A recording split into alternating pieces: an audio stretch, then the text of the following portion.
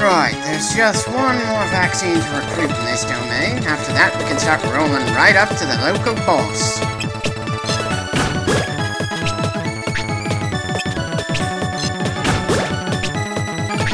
Well, I hope he has some CDs to put in those CD players. Right, 2-on-1 against level 1 Digimon, which alone could have easily taken this guy out. Can anyone tell me how beating the ever-loving shit out of someone after giving them a pair of empty CD players would prompt them to say, I wanna work with you guys?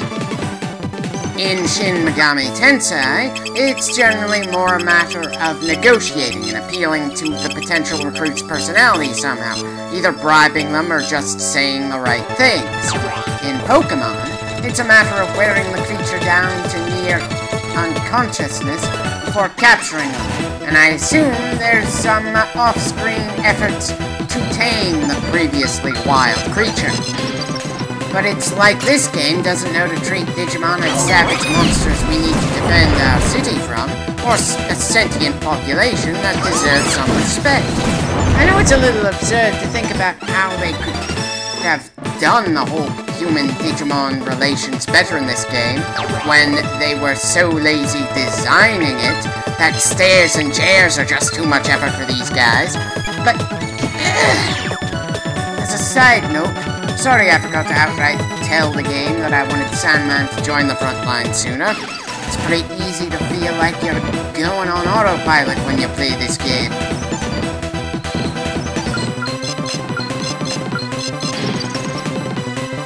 For those wondering, no. As far as I know, there's no way to skip the attack animations. It probably wouldn't feel so annoying if there was less of a delay between when the camera focuses on the attacker and when he takes the shot, that we can easily notice even when we fast-forwarded the footage.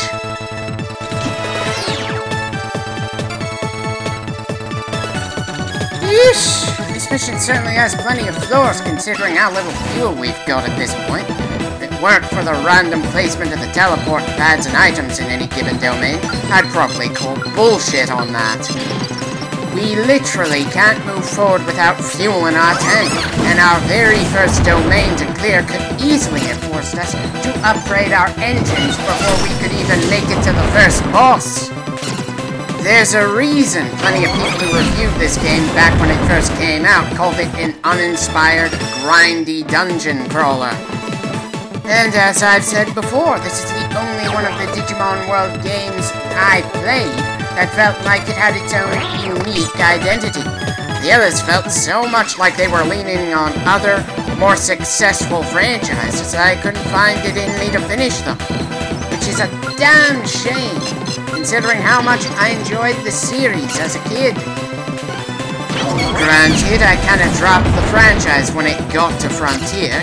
Felt too much like something similar to something like Ronin Warriors or Power Rangers or something along those lines than the show that initially grabbed me.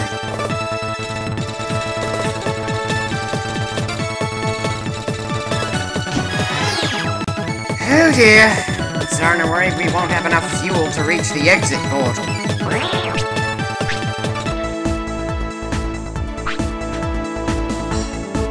Great, our first real Digimon boss, and it doesn't even have the dignity of a portrait.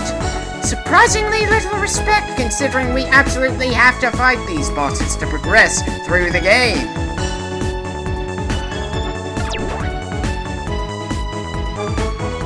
Make my day?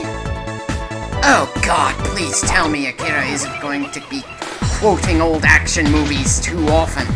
At the very least, the situation and our current status isn't worth a Dirty Harry quote. There's nothing to really say about this boss fight.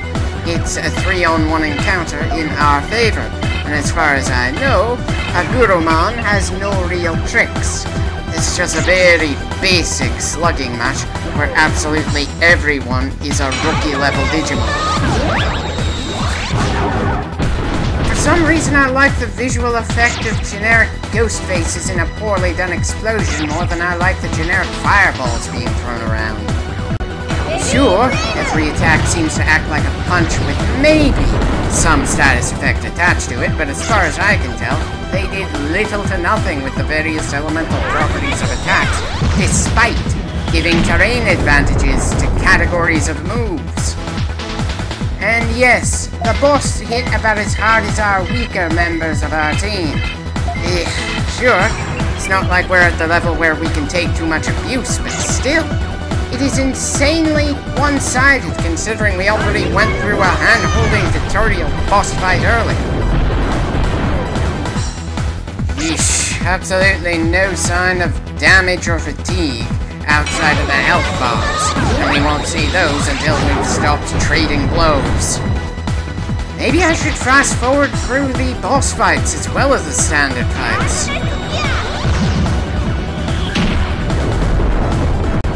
I get where the fireballs and Sandman's explosive daydream are coming from, but Aguromon is made of gears. Can he really afford to throw them around like that?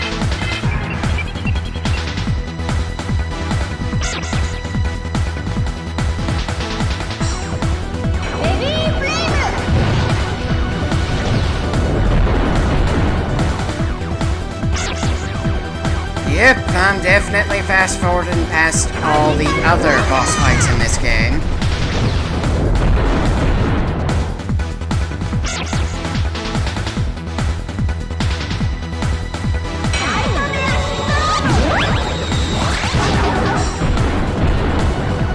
And he's down! Call it in! The Rookie Tamer just took down the easiest boss possible.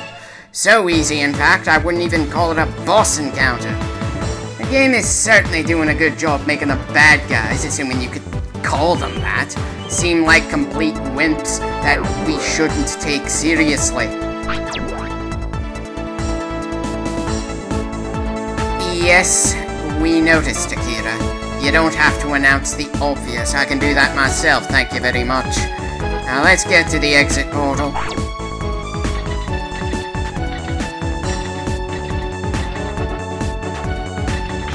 Our first mission, and we only have 5 units of fuel left. I know what we're spending money on first, that's for sure.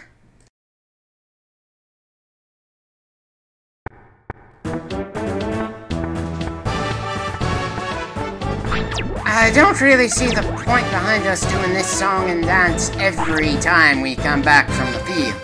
Maybe the first few times to establish what happens to our tank post mission. But absolutely every time?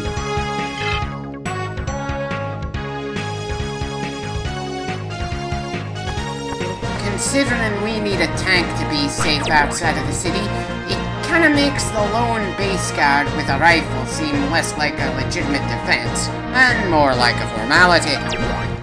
On a related note, it still grinds my gears that a nameless, faceless guard has a portrait, but a boss encounter doesn't. Why was control taken away from the player here? Was there some sort of worry that we might get lost on the way to the team leader or something?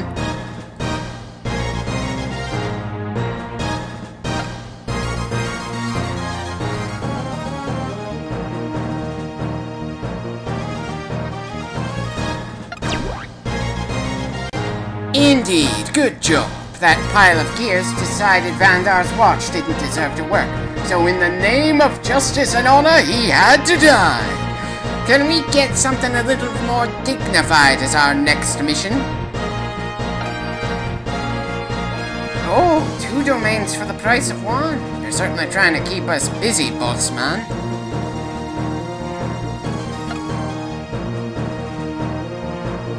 Offensive? Ah, great. Now I'm tempted to let the enemy do whatever they please, if only to let the city get some new craters. At the very least, some battle damage would give the city a bit more personality.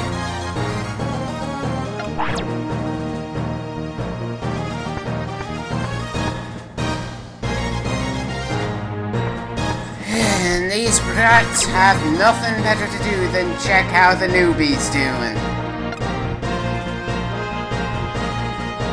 Oh, of course I was lucky. I could have easily run out of fuel instead of finishing the mission properly in the first go. nicest thing he can say is a load of nothing, I'm afraid. You're the one who decided we needed to compete with each other. What I'd say this team needs is some good old-fashioned discipline.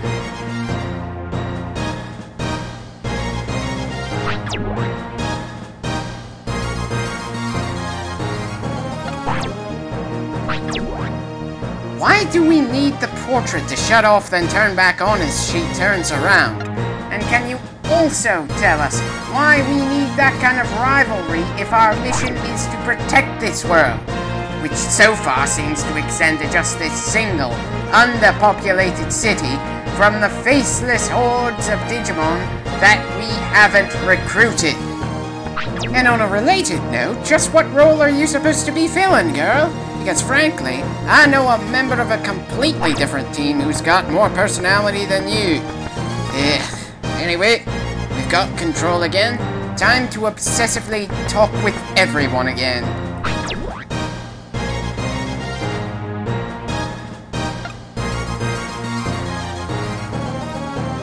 It's probably a very special machine, one that allows for name changes. If I find it, I'll try to give it to Skull. Maybe he could name himself something that doesn't make him seem like some villain character from an 80s cartoon.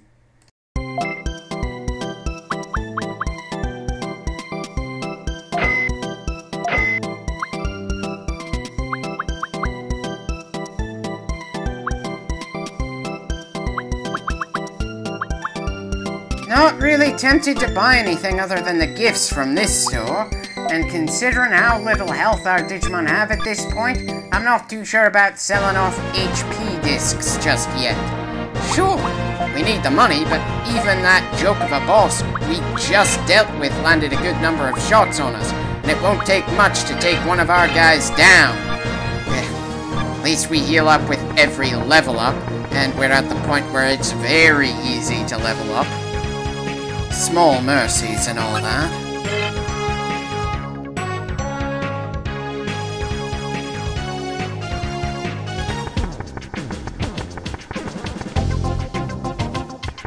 Can you please stop moving so we can talk? You mean to tell me there's so little news in this city that a random newbie from a completely different team is pretty much famous now?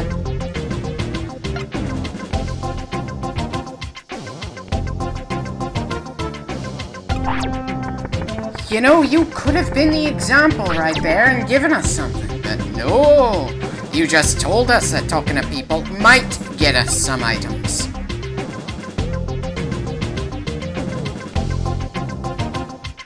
Please don't tell me we're going to attack that place for one reason or another. I'm having a hard enough time caring about the good guys around here. Not as hard a time as I'm having with Dawn of War, but still. Bit of advice if you're going to be writing songs. Sure, there's nothing wrong with writing a song that's basically one big advertisement for yourself, but you gotta make it more catchy. Maybe something that makes people want to be you, or think of how they share the same qualities that you're singing about.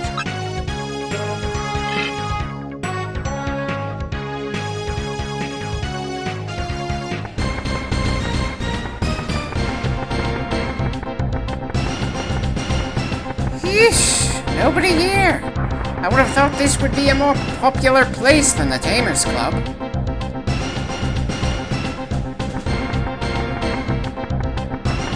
Well, at least it's not completely empty. Well, I should certainly hope so, since it's designed so the higher you rank, the higher the rank of the other people you have to face. Wait, wasn't Wiseman supposed to be a villain in Sailor Moon? And I don't recall meeting either of these people around here.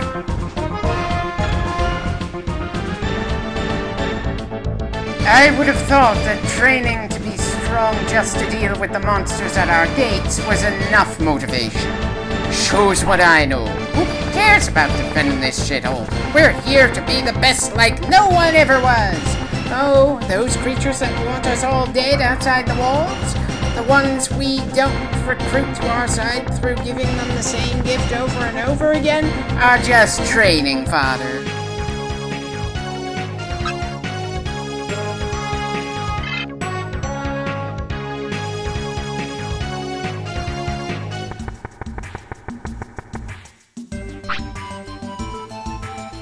Yes, I know what this building is called. I've been here before. So it looks like the first trade requires us to get a vaccine type. I'm unsure if it changes based on what team we're on, but given the general laziness of the game's design, I somehow doubt it.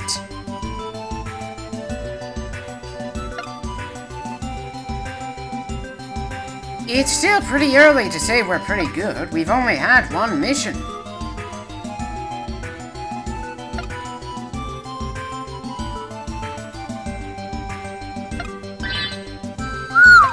Well, that gift is certainly several times better than what we can buy in the stores. Stores have, at best, D-rank gifts, which work well enough on the lower level Digimon, but are completely ignorable to the big guys. A plane is an A-grade gift, the sort of thing that makes even the high-level enemies take notice. Got to say, it's a little early to be giving us something like that, when we are just dealing with a rookie boss. I suppose it's meant to let people who choose the other teams grab the Digimon that the center wants, but it's overkill. They never give us gifts like that again, not as far as I remember. Sorry for skipping the full saving thing, but there's still more to do in this clip before I call it done. There's people to talk to at the main gate, and we can probably get some fighting in a domain done before we call it a day.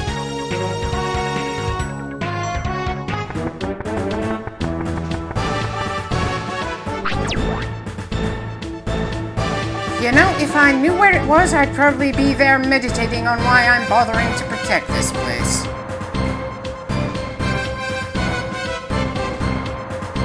Can we please get an explanation for why so many Digimon are considered wild, and why it's so easy to cure them by just tossing gifts at them? Well, I didn't know about this particular Angemon until Joy told us.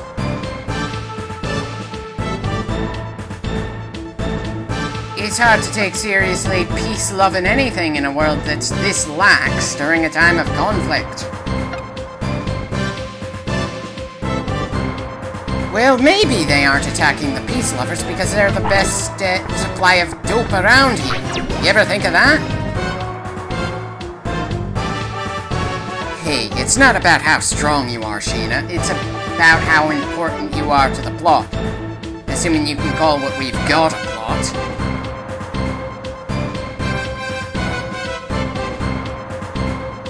Look, Sheena, I'll get on the phone with Orihime from Bleach and Hinata from Naruto. I think talking to them will do you some good.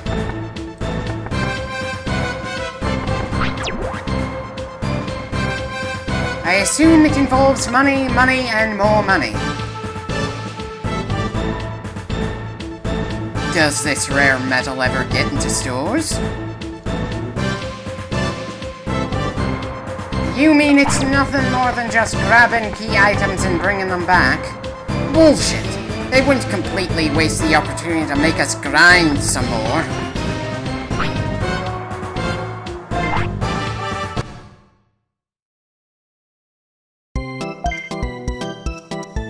It's official. We need plenty of money for a better tank.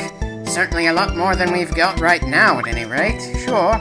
Some of these parts are things that we've already got installed, but there's still plenty of room to improve on our standard issue equipment.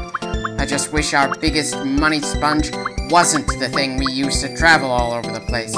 I'd prefer to be able to equip our troops for battle with the best weapons and armor we can get. Strangely enough, it isn't until Digimon World 3 that the Digimon are able to use the tools we can give them. Very odd. Of course, it's just as odd that we call them partners, despite the fact that we're called a tamer. Pokemon's terminology feels a lot more consistent and on message.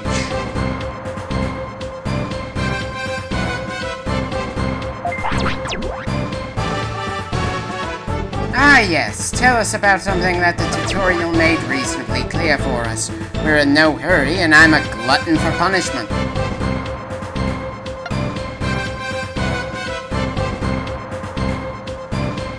Are you going to explain to us how to get those upgrades, or do I have to do that?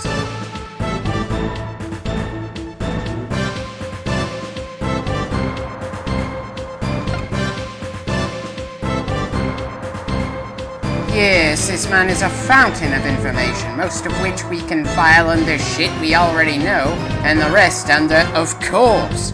Seriously, why do we need to be told that there are some traps that'll take down our HP? The very fact that our tank has HP implies that sooner or later we'll run into something that'll deplete it eventually. There's even less of a point in asking about the anti-trap parts. Told what each trap part is used for in the small description before we buy them, but hey, before we leave I may as well ask anyway, just to be complete.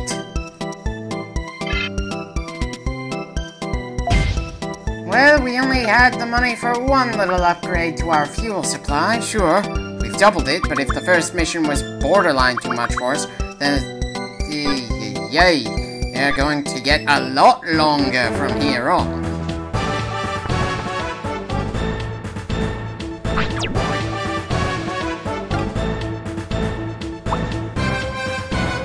Right, give us the anti-trap lecture, sir. Who knows, you might actually say something I didn't know before.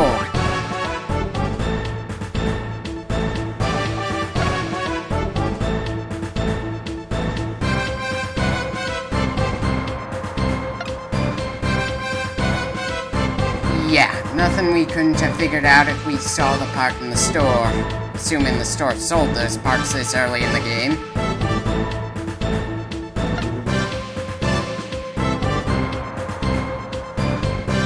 Just about every item in this game has a higher grade version of it. Healing, gifts, hell, they probably never bothered putting any kind of breeding system in the Digimon, because we'd have to buy different classes of sex objects as well.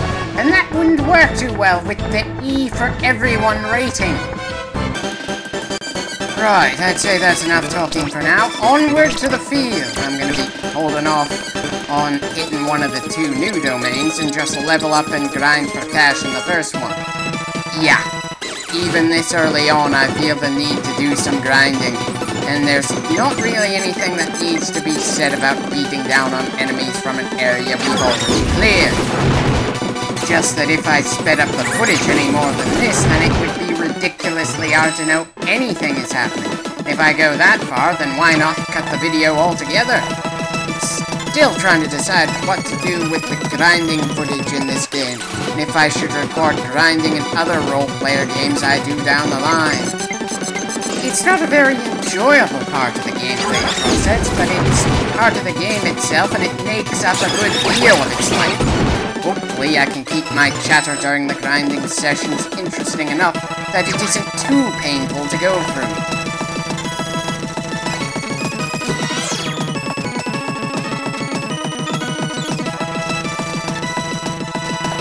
Yes, Betamon is one of those enemies that will try to avoid ever getting near us. Kind of funny when you're trying to just rush through to the domain boss, but annoying to deal with if you're trying to capture or just grind off one. I know, grinding for experience is kind of a pain at this stage of the game. We're getting very small amounts of experience after all, and it's not like we're getting much cash for every victory. Still, the cliche "every little bit counts" holds true around here, for now at least.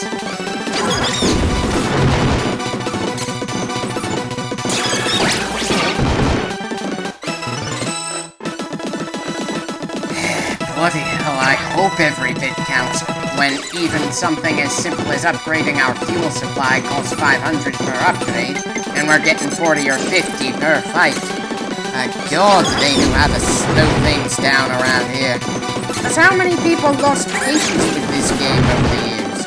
How is it that I managed to stay patient enough to stick with it long enough to finish it when I was a kid, and remember this game fondly enough to decide to LP it now?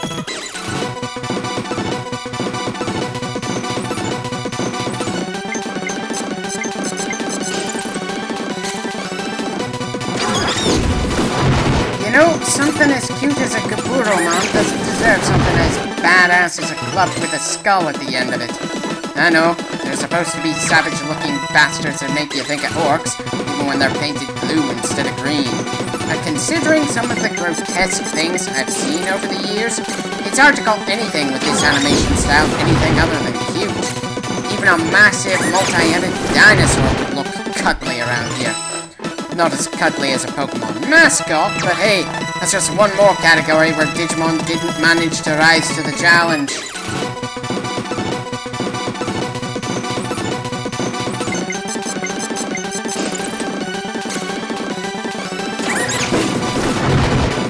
Wow, we're already to the point where taking these guys out in one blow. I didn't think going from level 1 to 5 would make Glitch hit that much harder. To be honest, I thought we would have to wait until around level 7 for him to hit like that.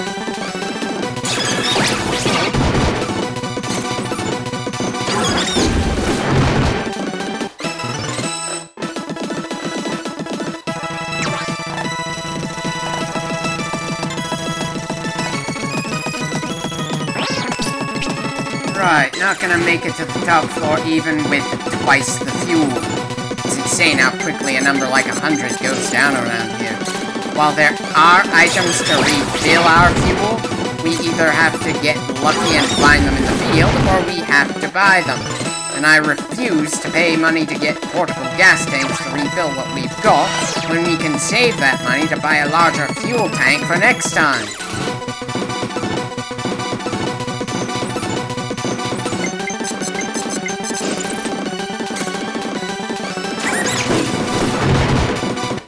Sorry, Gaburomon, you might have been my favorite in the original series, but you're just another enemy here. Speaking of, I should probably find the time to re-watch the original series. Not only would it be nice to go through memory lane for the fun of it, I could possibly do some clips on the Digimon TV series and maybe touch on the movie. It's been a while since I did any review clips, though, since it's both time-consuming, and part of me is waiting to see if YouTube's copyright policy might change for the better. Maybe I'll wait even longer. I don't know just yet.